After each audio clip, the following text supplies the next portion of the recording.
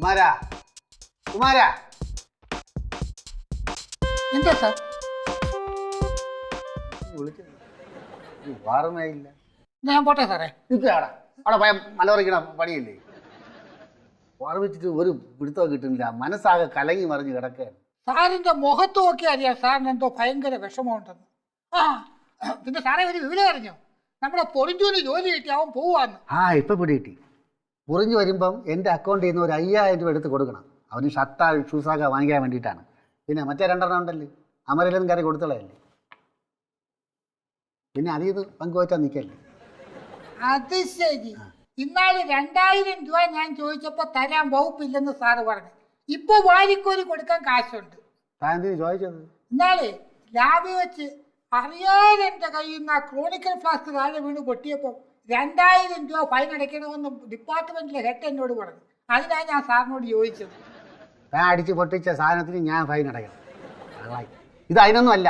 ആ ചെറുക്കന് ഒരു ജോലി കിട്ടിയപ്പോൾ നമ്മളായിട്ട് എന്തെങ്കിലും ചെയ്യണ്ടേ? ചെയ്യണം, തീർച്ചയായിട്ടും ചെയ്യണം സാറേ. പൊറിഞ്ഞു പോകുന്നത് സാറിന് വലിയ വിഷമമുണ്ടല്ലയോ? അല്ല അതല്ലെങ്കിലും അങ്ങനെ സ്വന്തം വീട്ടിൽ നിന്ന് സ്നേഹവും ബഹുമാനവും ഒന്നും കിട്ടാത്തവർക്ക് അന്യരുടെ കാര്യത്തിൽ വലിയ വിഷമമായി.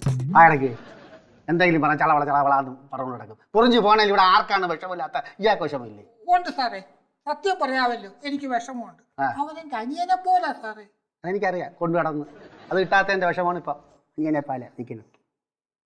അനിയനെ പോലെ അനിയൻ ബെസ്റ്റ് അനിയൻ. ഇതാര് വടക്കുന്നല്ലേ? എന്താ പതിവില്ല? സത്യത്തിൽ ഞെട്ടിപ്പോയി സാറേ. കഷ്ടമാ സാറേ, വേദനാജനകം. എന്ത് കണ്ടപ്പെട്ട പേപ്പറ്റി ആരെങ്കിലും കഴിച്ചു? സാറേ ആ പ്രദീപിന് ജോലി കിട്ടിപ്പോകുന്നു. അതിന് സന്തോഷിക്കുകയല്ലേ വേണ്ടത്, അല്ലേ പോലെ സാറേ? അതെ എല്ലാവരും സന്തോഷിക്കണം. അത്ര നല്ല സ്വഭാവമായിരുന്നല്ലോ അവന്റെ സ്വഭാവത്തിന് എന്ത് കുഴപ്പം? നിങ്ങളെയൊക്കെ ഗുണവധികാരം കൊണ്ട് രക്ഷാകർത്താക്കളെല്ലാം കൊണ്ട് നിങ്ങളെ മേയ വന്നപ്പം ആ ചെറുക്കനെ ഉണ്ടായിരുന്നുള്ളൂ. മറന്നു പോയാ അന്ന് മുണ്ട് ചുറ്റിക്കൊണ്ടു പാടി. അയ്യോ ഞാനൊന്നും പറഞ്ഞില്ലേ സാറേ. അതുകൊണ്ടാണ് ഞാൻ പറഞ്ഞത് പൊറിഞ്ചു ഈ കോളേജിൽ പോകുന്നത് വേദനാജനകമാണ്. എന്തെല്ലാം കാര്യങ്ങൾ അവന് ഈ കോളേജ് ചെയ്യാൻ നോക്കും. എൻ്റെ അറിവിൽ അവന് ഈ കോളേജിൽ ഇനി ഒന്നും ചെയ്യാനില്ല.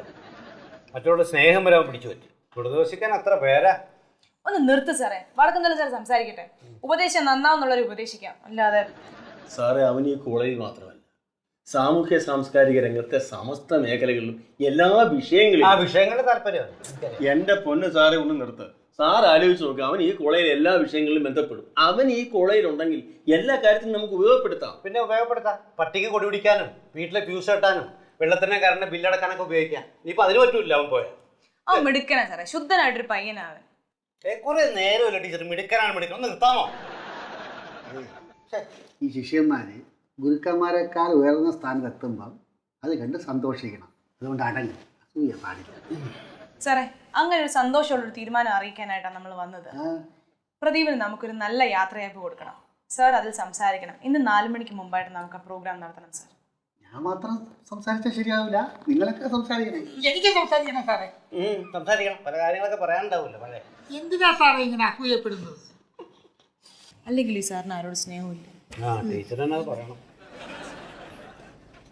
സാർ നമസ്കാരം. വടേ വാ.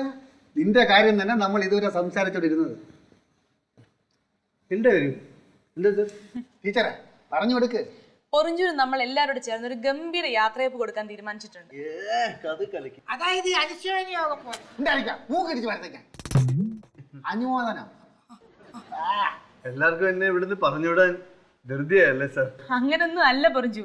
ഞങ്ങളുടെ എല്ലാവരുടെ അനുഭവം ഞങ്ങൾ പങ്കുവയ്ക്കുന്നു, അതുപോലെ പൊറിഞ്ചു തിരിച്ച് പങ്കുവയ്ക്കുന്നു, അത്രേ ഉള്ളൂ. അത് വേണോ സാറേ? അവനിപ്പം തന്നെ നല്ല വിഷമത്തിലാണ്. ഇനി പഴയ കാര്യങ്ങളോടൊക്കെ ഓർക്കുമ്പോൾ ചിലപ്പോൾ അവൻ പോവാതിരുന്നാലോ. സിയാച്ചിലെ ആദ്യത്തെ ട്രെയിനിങ് അവിടെ കൊടും തണുപ്പാ, -50 ഡിഗ്രി. ആദ്യത്തെ 6 മാസം പുറത്തു പോലും ഇറങ്ങാൻ പറ്റില്ല. പിന്നെ വീട്ടിലോട്ട് ഫോൺ ചെയ്യാന്ന് വിചാരിച്ചാൽ ഫോണില്ല. ഭക്ഷണം കൂടെ തന്നെ ഹെലികോപ്റ്ററില്ല. ഇനി വീടുമ്പോൾ കിട്ടിയാൽ കിട്ടി. ഈ കഷ്ടകാലത്ത് നിങ്ങൾ ഉറങ്ങിപ്പോയാ വെടിയുണ്ട് അതിലേക്ക് വന്നത്. സാറേ സാറിന് ഇതൊക്കെ എങ്ങനെ അറിയാം? എന്റെ ബന്ധു പട്ടാളത്തിലുണ്ടല്ലോ, അവൻ വിളിച്ചു പറഞ്ഞേ. എങ്ങനെ വിളിച്ചു പറഞ്ഞു? ഫോണിൽ പറഞ്ഞു. എന്റെ പൊന്ന് സാറ് പുളു അടിക്കാതെ. ഫോണൊന്നും യൂസ് ചെയ്യാൻ പറ്റില്ല സാറന്നല്ലേ പറഞ്ഞേ. വെറുതെ അവനെ എന്ത് നേരിടാനുള്ള കരുത്ത് നമ്മളെ പുളിച്ചുണ്ട് സാറേ. സാറ് ആവശ്യമില്ലാതെ ഓരോന്ന് സംസാരിച്ച് അവന്റെ ധൈര്യം കളയാനുള്ള പരിപാടിയാണ്. അവന് ധൈര്യം കളയാൻ വേണ്ടി ഒന്നും ഞാൻ പറഞ്ഞല്ലേ. അവന് ആദ്യം വേണ്ടി ചെല്ലുന്ന സ്ഥലം വെറുതെ അന്തം വിട്ട് വാ വിളിക്കണമെന്ന് വെച്ച് പറഞ്ഞത്.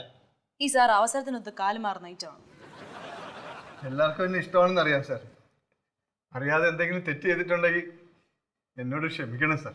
മോനെ നിനക്ക് എന്തെല്ലാം പറയാനുണ്ടോ അതെല്ലാം ആ യാത്രയപ്പ് വേളയിൽ പറഞ്ഞാൽ മതി. അനർഗളം നിർഗളം കാച്ചേക്കണം. സാറേ വടക്കുന്തല സാറിനെയാണ് നമ്മുടെ കാര്യപരിപാടികളെല്ലാം ഏൽപ്പിച്ചിരിക്കുന്നത്. ഈ ഒരു കാര്യം പറയാനുണ്ട്. ഇതേ പരിസ്ഥിതി പരിപാടിയല്ല. ആവശ്യമില്ല അവരുടെ പട്ടി പൂച്ച കുറുക്കൻ ഈനാമ്പേച്ചി എന്നൊക്കെ പറഞ്ഞാൽ പരിപാടി കുളമാക്കരുത്. ഇത് യാത്രയപ്പ് പരിപാടിയാണ്. ഈ തറുതല കുറച്ചിട്ടൊന്ന് നിർത്താവോ? അല്ല വടക്കത്തിലാന്ന്. ഒന്ന് പോടോ മൊട്ടത്തല. എന്നിട്ട് അടി കൂടാതെ നിങ്ങളൊരു കാര്യം ചെയ്യും. നിങ്ങൾ ചെന്ന് വേണ്ട ഒരുക്കങ്ങളൊക്കെ ചെയ്യും. Okay sir. എന്നാ ഗംഭീരായിരിക്കണം. ഇന്ന് തന്നെയാണോ? ഇന്ന് തന്നെ പരിപാടി. ഇന്ന് 4 മണിക്ക്. 4 മണിക്കാണ്.